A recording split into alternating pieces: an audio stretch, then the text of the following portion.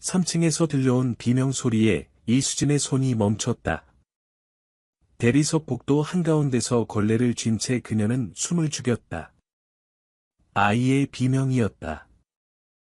절박하고 고통스러운 소리였다. 그만 좀 울어. 버릇없는 녀석. 여자의 목소리가 뒤따랐다. 차갑고 날카로웠다. 수지는 알고 있었다. 남의 일에 끼어들면 안 된다는 것을. 그녀는 이 거대한 저택에서 그저 가정부일 뿐이었다. 아무것도 아닌 존재. 하지만 그녀의 내면 깊은 곳에서 무언가가 소리쳤다. 지금 당장 가. 그녀는 몰랐다. 1분 후 그녀의 인생이 영원히 바뀔 것이라는 것을. 그녀가 보게 될 것을 결코 잊을 수 없으리라는 것을. 그리고 그 방문을 여는 결정이 한 아이의 생명을 구하지만 그녀가 가진 모든 것을 위험에 빠뜨리리라는 것을. 수지는 걸레를 바닥에 내던지고 뛰었다.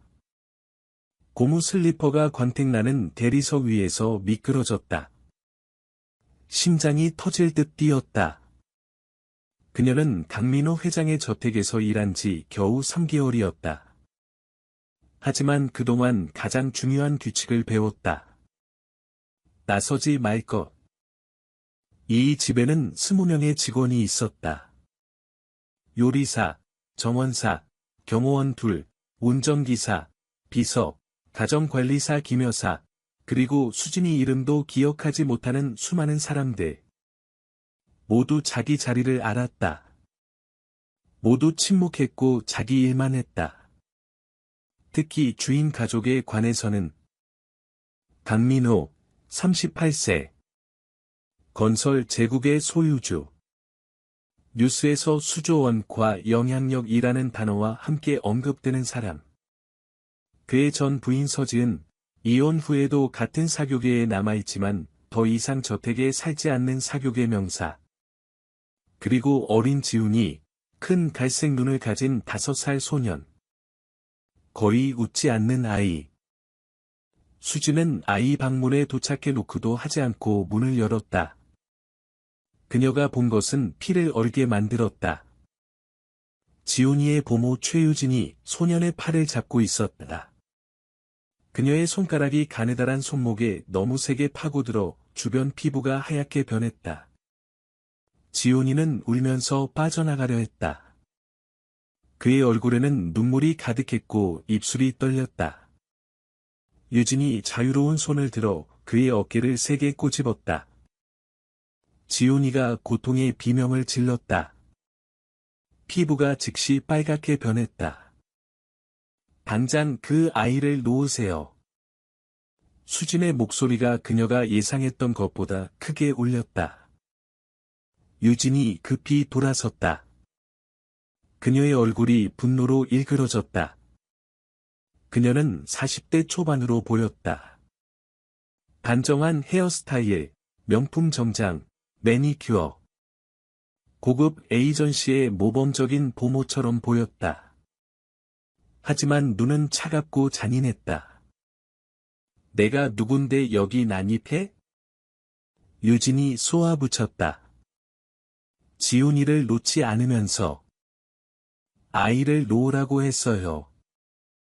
나가, 내가 경호원을 부르기 전에. 넌 여기서 아무것도 아니야. 그냥 가정부일 뿐이잖아. 수진이 앞으로 나아갔다. 두려움이 있었다. 하지만 두려움보다 더 강한 무언가가 그녀를 움직였다. 기억. 그녀 자신의 어린 시절. 구로구 낡은 아파트 부엌에서 어머니를 때리던 아버지. 어디로도 갈 곳이 없어서 참았던 어머니. 비명 소리를 들었지만 문을 닫고 TV 볼륨을 높였던 이웃. 수지는 그때 맹세했다. 14살 때, 어머니가 마침내 떠날 용기를 찾았을 때, 나는 절대 눈 감는 사람이 되지 않겠다. 그녀는 2걸음의 방을 가로질러 지훈이를 낚아채듯 유진의 손에서 빼냈다. 소녀는 즉시 그녀의 다리에 매달려 온몸으로 떨었다. 수지는 자신의 몸으로 그를 가리며 그와 보모 사이에 섰다. 후회할 거야. 유진이 의자에서 명품 에르메스 가방을 집어들었다. 강 회장님이 내가 그의 아들 교육에 간섭했다는 걸 알면 한 푼도 못 받고 거리로 내쫓길 거야. 그리고 나는 내가 다시는 어디서도 일자리를 찾지 못하게 만들겠어. 유진은 방을 나가며 문을 너무 세게 닫아서 샹들리에의 크리스탈 장식이 흔들렸다. 수지는 여전히 지훈이를 가리고 서 있었다. 손이 떨렸다. 아드레날린이 혈관을 타고 흘렀다. 그녀는 방금 해고될 수 있는 일을 했다는 걸 이해했다. 아니, 단순히 해고가 아니라 추천서도 없이 일한 날에 대한 급여도 받지 못하고 쫓겨날 수 있었다. 이런 집에서는 주인이 규칙을 만들었다. 그녀는 천천히 무릎을 꿇고 지훈이를 바라봤다. 소녀는 여전히 울고 있었지만 더 조용했다. 얼굴은 빨갛고 눈물로 젖어 있었다. 수진이 조심스럽게 그의 어깨를 잡았다. 얘야, 그녀는 갔어. 이제 여기 없어. 지훈이는 그녀를 크고 겁먹은 눈으로 바라봤다. 말은 하지 않았다. 다만 고개를 끄덕였다. 수지는 그의 어깨에 붉은 자국을 발견했다. 유진이 꼬집은 곳, 그녀는 조심스럽게 그의 하얀 셔츠 소매를 걷어 올렸다. 천연면으로 만든 비싼 셔츠. 아마도 그녀의 모든 옷을 합친 것보다 비쌀 것이다. 그녀가 본 것은 분노로 이를 악물게 만들었다. 여러 개의 크기가 다른 멍이 가느다란 어린 피부에 있었다. 일부는 신선하고 짙은 보라색이었고, 다른 것들은 가장자리가 노랗게 변했다. 오래된 것, 적어도 일주일은 된 것. 이것이 처음이 아니었다. 오랫동안 일어난 일이었다. 지훈아. 수진의 목소리가 떨렸지만 침착하게 말하려 애썼다. 유진 선생님이 자주 이렇게 해? 소녀는 아래를 보며 침묵했다. 수진은 그의 작은 어깨가 긴장하는 것을 봤다. 대답하기 두려워했다. 지훈아, 잘 들어. 넌 나쁜 짓 안 했어. 넌 착한 아이야. 하지만 내가 알아야 해. 그녀가 전에도 이렇게 했어? 지훈이가 천천히 고개를 끄덕였다.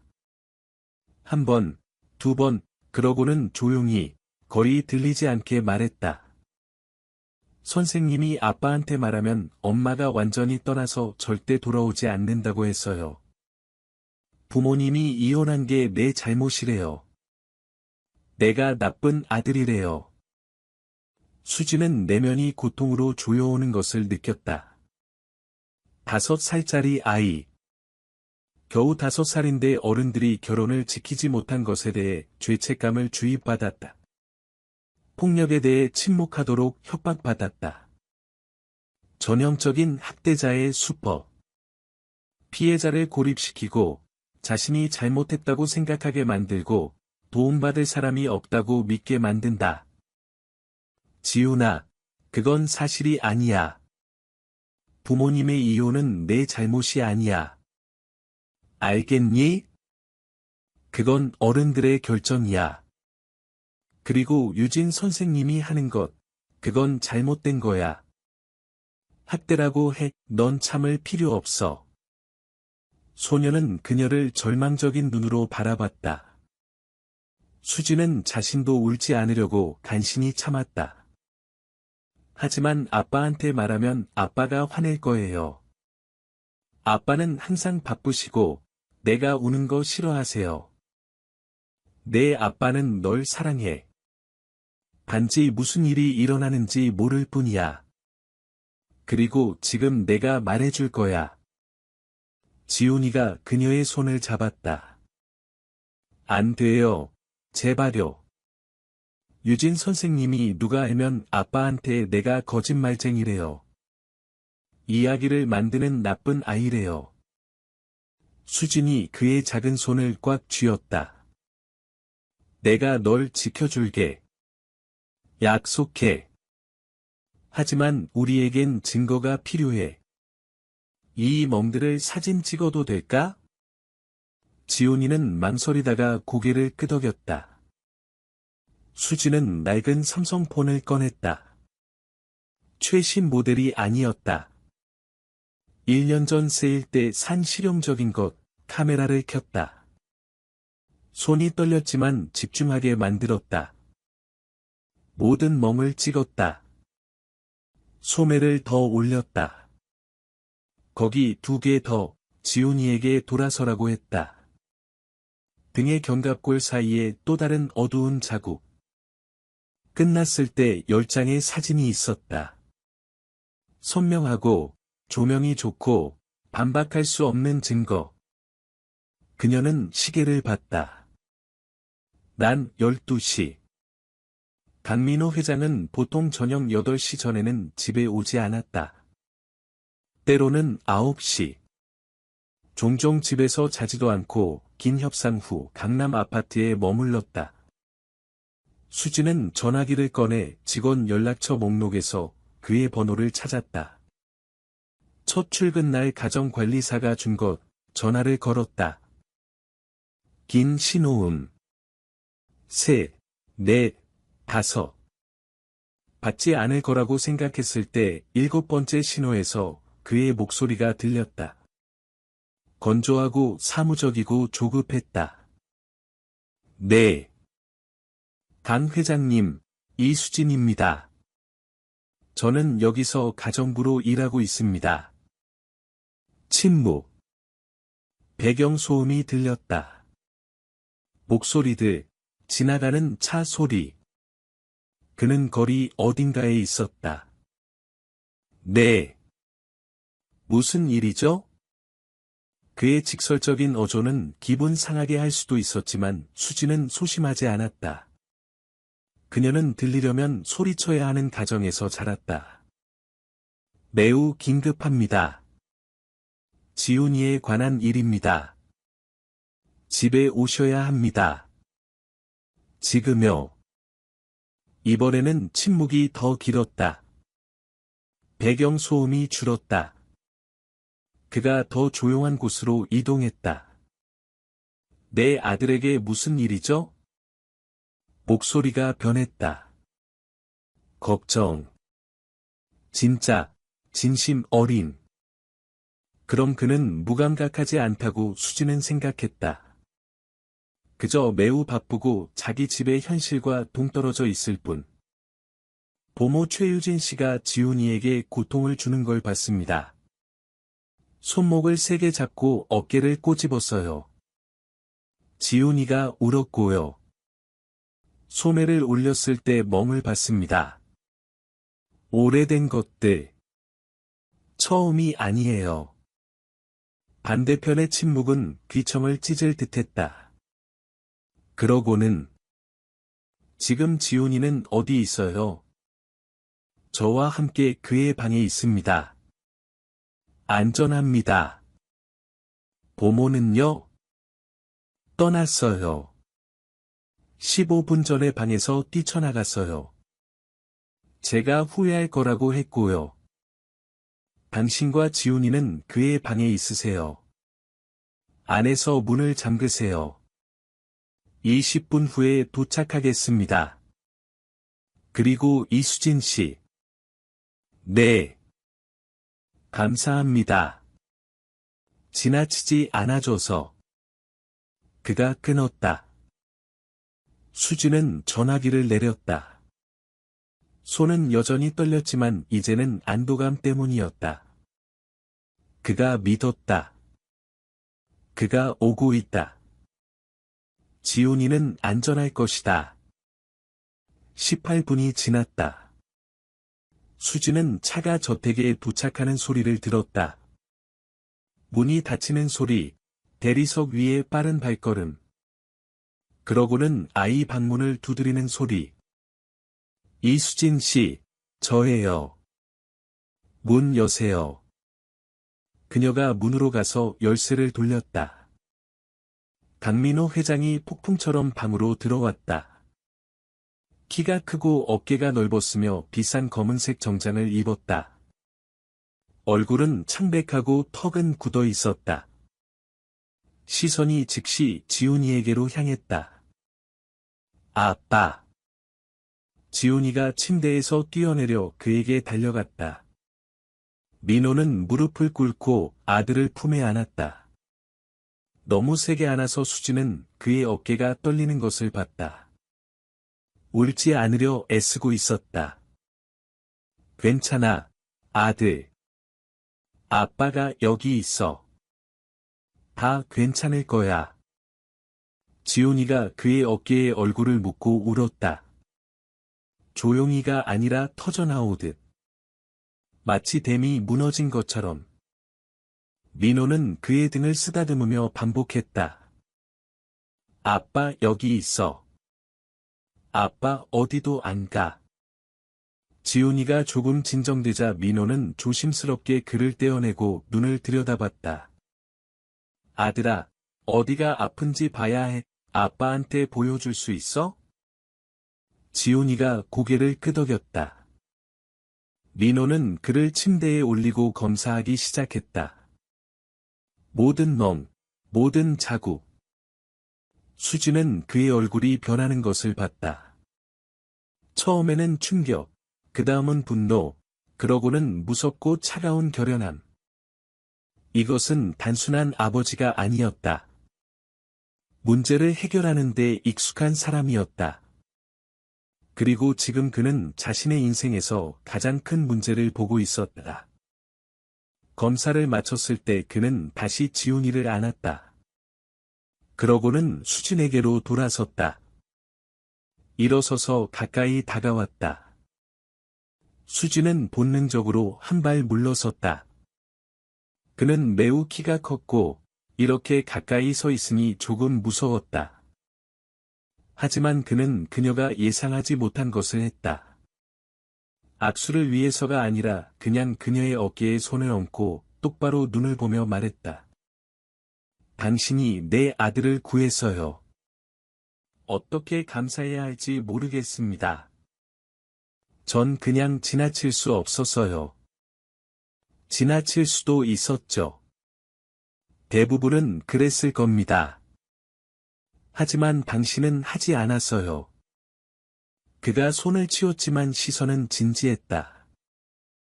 최유진은 지금 어디 있죠? 모르겠어요. 우리가 다툰 후 떠났어요. 민호는 전화기를 꺼내 번호를 눌렀다. 기다렸다. 받지 않았다. 다시 걸었다. 또 실패. 그는 다른 사람에게 전화했다. 박 과장, 나야. 최유진을 찾아. 우리 집 보모로 일했어. 어디 있든 상관없어. 찾아내. 그리고 서울 못 떠나게 해. 시도하면 막아. 응, 심각한 거야. 그녀를 추천한 에이전시 주소도 보내줘. 지난 5년간 그녀에 대한 모든 자료가 필요해. 전부 다 내일까지 기다릴 수 없어. 오늘. 지금. 끊었다. 수진을 봤다. 그녀는 지훈이에게 다시 접근하지 못할 겁니다. 절대로. 수진은 그의 눈에서 그녀를 동시에 안심시키고 두렵게 하는 무언가를 봤다. 이것은 자원, 인맥, 권력을 가진 사람이었다. 그리고 지금 그 모든 자원이 그의 아들을 보호하는 데 향하고 있었다. 지훈이를 의사에게 데려가야 해요. 수진이 말했다. 소아과 의사요. 폭행에 대한 공식 소견서가 필요해요. 경찰에 신고하려면 증거가 될 거예요. 민호는 놀라움으로 그녀를 봤다. 당신 말이 맞아요. 정말 맞아요. 그는 다시 전화기를 꺼냈다. 주치의한테 전화할게요. 서 원장님. 압구정 개인 병원에서 일하시는데 병원으로 가는 게 낫겠어요. 수진이 말했다. 거기선 다 공식적이에요. 도장, 의료 기록 전부요. 의사가 여기 오면 소견서의 독립성에 대한 의문이 생길 수 있어요. 민호가 멈췄다. 화면 위에 손가락이 머물렀다. 그녀를 오랫동안 봤다. 당신은 이런 일에 대해 많이 아시는군요. 수진이 고개를 끄덕였지만 설명하지 않았다. 자신의 어린 시절, 어머니, 아버지가 때렸다는 것을 증명하기 위해 경찰, 의사, 증명서로 겪었던 모든 지옥의 굴레에 대해 이야기하고 싶지 않았다. 너무 개인적이었다. 좋아요. 병원으로 갑시다. 당신도 함께 가요.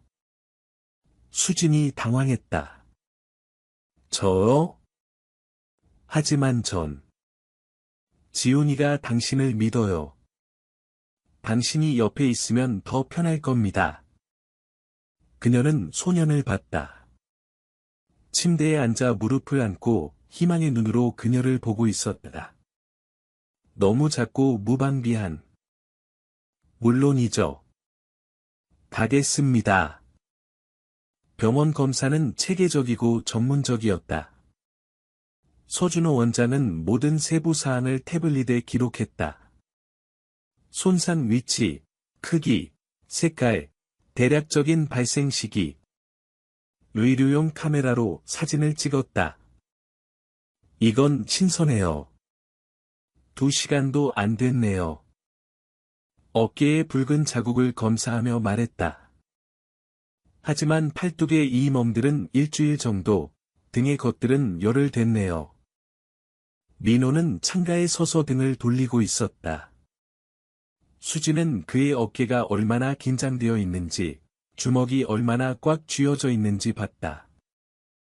간신히 참고 있었다. 검사가 끝나자 서 원장이 진지한 표정으로 말했다. 체계적인 폭행이에요. 다른 시기의 것들이요. 최소 3주, 아마 더 오래됐을 거예요. 공식 소견서를 작성하겠습니다. 1시간 후에 준비될 거예요. 이걸로 경찰에 신고할 수 있습니다. 신고할 겁니다. 민호의 목소리는 강철 같았다. 1시간 후 그들은 봉인된 봉투를 들고 병원을 나왔다. 안에는 의료 소견서가 들어 있었다. 민호는 병원 계단에서 변호사에게 전화했다. 최 변호사님, 도움이 필요합니다. 급해요. 아니, 사업이 아니라 개인적인 일입니다. 멈춤. 보모가 내 아들을 폭행했어요. 의료 소견서, 사진, 증인이 있습니다. 경찰에 신고하고 싶은데 제대로 하고 싶어요. 그녀가 완전히 책임지도록요. 반대편에서 빠른 목소리가 들렸지만 수지는 알아들을 수 없었다. 좋아요. 30분 후 경찰서에서 만나요. 네, 아들과 증인을 데려갈 겁니다. 그가 수진을 봤다. 진술할 준비 되셨어요? 수진이 침을 삼켰다. 경찰. 공식 진술서. 심각했다. 매우 심각했다. 하지만 그녀는 지훈이의 멍을 기억하고 고개를 끄덕였다. 준비됐어요. 서초경찰서에서 그들을 기다린 것은 김철수 경이었다. 50대의 피곤한 얼굴에 주의 깊은 눈을 가진 남자. 그는 민호의 말을 들었고, 의료 소견서를 검토했고, 사진들을 봤다. 심각한 사건입니다. 헌법 제271조. 미성년자 학대, 최대 7년 징역형입니다. 그가 수진을 봤다. 증인이세요? 네, 그녀가 아이를 잡고 고통을 주는 걸 봤어요. 제가 막았습니다. 자세한 진술서를 작성해야 합니다. 본 것, 들은 것 전부요. 기억하는 대로 그대로요. 알겠습니다. 김경희는 그들을 조사실로 안내했다. 작은 방, 테이블, 의자 몇 개, 녹음기. 수지는 처음부터 모든 것을 말했다. 천천히, 명확하게. 비명을 들은 것, 달려간 것, 본 것, 말한 것, 유진이 어떻게 반응했는지 설명했다. 김경희가 기록하며 가끔 명확히 하는 질문을 했다. 그녀가 당신을 협박했나요? 네, 후회할 거라고, 해고당할 거라고, 다시는 일자리를 못 구할 거라고 했어요. 그건 증인 협박으로 규정될 수 있습니다. 별도 조항이에요. 수진이 끝마쳤을 때 김경희는 진술서를 출력해서 서명하게 했다. 그러고는 조심스럽게 지훈이와 이야기했다. 소년이 예 또는 아니오로 대답할 수 있는 간단한 질문들. 지훈이는 겁먹었지만 수진이 옆에 앉아 손을 잡아주니 도움이 됐다. 지훈아, 유진 선생님이 너한테 아프게 했니? 네. 자주? 네. 아빠한테 말하지 말라고 했니? 네, 말하면 엄마가 영원히 떠난대요. 김경희가 고개를 저었다. 이 경험 많은 경희조차 동정심을 숨길 수 없었다. 모든 것이 정리되자 김경희는 민호와 악수했다. 최유진을 수배할 겁니다. 서울을 떠나려 하면 공항이나 기차역에서 체포될 거예요. 사진 있으세요? 지금 보내드릴게요.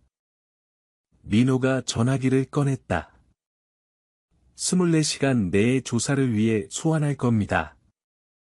그녀가 모든 걸 부인할 준비를 하세요. 증거가 있습니다. 강력한 증거죠. 의료 소견서, 증인 진술, 아동의 인정. 거의 100% 사건입니다. 경찰서를 나섰을 때는 이미 저녁 7시였다. 수지는 갑자기 아침부터 먹지 않았다는 것을, 다리가 피곤해 쑤신다는 것을, 감정적으로 완전히 고갈됐다는 것을 깨달았다. 민호가 그녀가 창백해진 것을 알아챘다. 배고프시겠어요. 우리 모두 배고파요. 어디 들릅시다. 그들은 근처 조용한 레스토랑에 갔다. 부드러운 조명과 차분한 분위기. 웨이터가 모퉁이 테이블로 안내했다. 지훈이는 수진 옆에 앉아 그녀의 손을 놓지 않았다.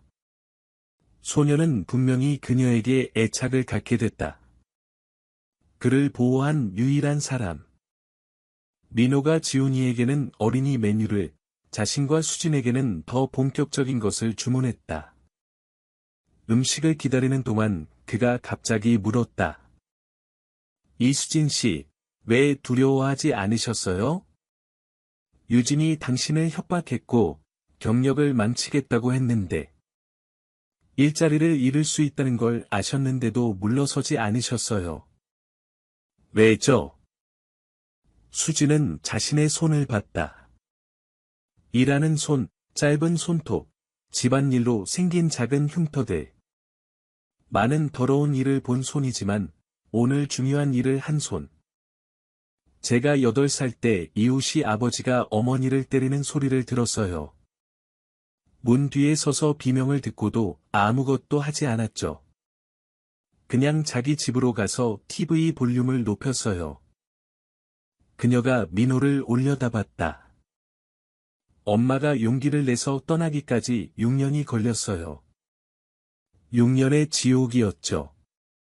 누군가가 경찰에 전화하거나 도움을 제안했다면 더 일찍 끝날 수도 있었어요. 하지만 모두 침묵했어요. 민호는 끼어들지 않고 들었다. 얼굴은 진지했다. 유감이네요. 저도요. 하지만 그때 결심했어요. 절대 지나치는 사람이 되지 않겠다고. 무슨 결과가 오든 고귀한 일입니다. 그냥 옳은 일이에요. 음식이 나왔다. 지훈이는 천천히 먹었지만 먹었다. 좋은 신호였다. 수지는 민호가 계속 아들을 보는 것을 알아챘다. 정말로 여기 있고 안전한지 확인하는 것처럼. 나는 나쁜 아버지예요. 민호가 갑자기 조용히 말했다. 수진이 놀라 그를 봤다. 나쁜 아버지예요. 일에 너무 바빠서 아들이 몇 달 동안 고통받는 걸 알아채지 못했어요. 몰랐잖아요. 알았어야 했어요. 전 아버지인데. 수진이 앞으로 몸을 기울였다. 회장님, 고통을 준 사람이 아이를 조종하고 협박했어요. 전문적으로요. 아무도 알아채지 못하게 했죠. 나쁜 아버지가 아니라 속은 아버지예요. 하지만 이제 진실을 알고 모든 걸 올바르게 하고 있잖아요. 그가 그녀를 오래 봤다. 고맙습니다. 집으로 돌아왔을 때는 거의 밤 9시였다.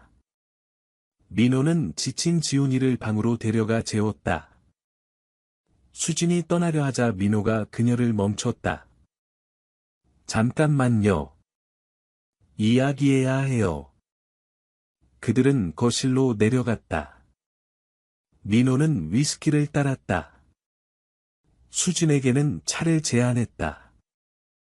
그녀가 받아들였다. 벽난로에서 장작이 조용히 타닥거리는 부드러운 의자에 앉았다. 월급을 3배로 올리고 싶습니다. 민호가 서문없이 말했다. 수진이 거리 잔을 떨어뜨릴 뻔했다. 뭐라고요? 내 아들을 구했어요. 돈은 제가 표현할 수 있는 가장 작은 감사입니다. 회장님, 전 돈 때문에 한 게 아니에요. 알아요. 그래서 받을 자격이 있는 거죠. 수지는 무슨 말을 해야 할지 몰랐다. 3배 월급은 어머니 치료비를 낼 수 있고, 여동생 학비를 도울 수 있고, 어쩌면 미래를 위해 조금 저축할 수도 있다는 뜻이었다. 뭐라고 해야 할지. 그냥 내라고 하세요. 그녀가 조용히 웃었다. 네, 감사합니다. 민호가 고개를 끄덕였다. 그리고 한 가지 더, 여기 저택으로 이사 오셨으면 합니다.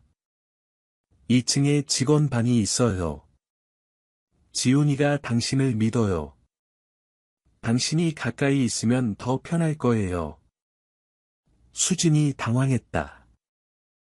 이사를 온다고? 여기 저택에서 산다고? 그녀는 항상 구로구 작은 투룸 아파트에서 어머니와 여동생에게 돌아갔다. 그곳이 그녀의 피난처였고 현실이었다. 여기는 다른 세상이었다. 잘 모르겠어요. 생각해보세요. 매일 2시간씩 출퇴근할 필요가 없어요. 욕실이 딸린 독립된 방이 있고, 식사 제공되고, 지훈이가 필요할 때 곁에 있을 수 있어요. 그의 말이 맞았다. 출퇴근은 정말 많은 시간을 빼앗았다. 매일 아침 1시간 반 지하철, 그 다음 버스. 저녁도 마찬가지. 여기선 편안히 일어날 수 있고, 지훈이에게 악몽이 생기면 곁에 있을 수 있었다. 좋아요. 이사 올게요. 하지만 가족을 준비시킬 시간이 필요해요. 얼마나 필요하세요? 일주일요. 3일이면 충분할까요? 수진이 미소 지었다. 이 사람은 빨리 행동하는 데 익숙했다. 3일이면 충분해요. 한 달이 지났다. 최유진은 모든 것을 부인했지만 증거 앞에서 그녀의 주장은 무너졌다. 의료 전문가는 손상이 고의적으로 가해진 것이라고 확인했다. 수진의 증인 진술은 명확하고 일관적이었다. 가장 중요한 것은 지훈이 자신이 아동심리학자에게 무슨 일이 있었는지 말할 수 있었다는 것이다. 사건은 확실합니다. 김경희가 전화로 말했다. 검사가 기소장을 확정했어요. 한 달 후에 재판 시작합니다. 재판 날, 판사는 엄격했다. 증거를 검토하고 증인들을 들었다. 수진은 증언석에서 그날 본 모든 것을 다시 말했다. 유진의 변호사는 그녀를 혼란스럽게 하려 했지만 수진은 확고했다. 비디오로 녹화된 지훈이의 진술이 재생될 때 법정은 조용했다. 작은 목소리로 얼마나 두려웠는지, 얼마나 아팠는지 말하는 소년. 판사는 최유진에게 징역 5년과 10년간 아동 관련 직업 금지를 선고했다. 재판이 끝난 후 민호가 수진에게 말했다. 정의가 실현됐어요. 네, 하지만 지훈이에게 잃어버린 시간을 돌려주지는 못해요. 아니요. 하지만 두려움 없는 미래를 줄 거예요. 1년이 지났다. 수진은 공식적으로 지훈이를 입양했다. 이제 출생증명서에 어머니란에 그녀의 이름이 있었다. 지훈이는 자신감 있고 사교적이 됐다. 그의 그림이 변했다. 이제 행복한 가족, 밝은 태양, 빛으로 가득한 집을 그렸다. 그리고 수진은 딸 소희를 낳았다. 지훈이는 누나를 첫눈에 사랑했다. 어느 날 저녁, 테라스에 앉아 민호가 말했다. 이수진 씨와 결혼해 주시겠어요? 수진은 믿을 수 없었다. 하지만 그의 눈에서 진실을 봤다. 네, 결혼할게요. 그들의 결혼식은 작고 아름다웠다. 지훈이가 반지를 들고 주례자 옆에 서서 활짝 웃었다. 이제 우리는 진짜 가족이에요. 지훈이가 말했다. 그리고 그들은 그렇게 됐다. 수년 후, 어른이 된 지훈이가 물을 것이다. 엄마, 그 방에 들어간 걸 후회한 적 있어요? 낯선 아이를 위해 모든 걸 걸었던 거요? 수진이 대답할 것이다. 한 번도 없어. 왜냐하면 넌 절대 낯선 사람이 아니었거든. 널 본 순간부터 넌 내 아들이었어. 그리고 100만 번이라도 다시 할 거야. 그것이 진실이었다. 진짜 진실. 때로는 한 번의 비명이 모든 것을 바꾼다. 한 번의 결정이 새로운 삶의 문을 연다. 용감한 마음을 가진 한 여자가 온 세상이 아니라 한 작은 가족의 영웅이 된다. 그리고 그것으로 충분하다.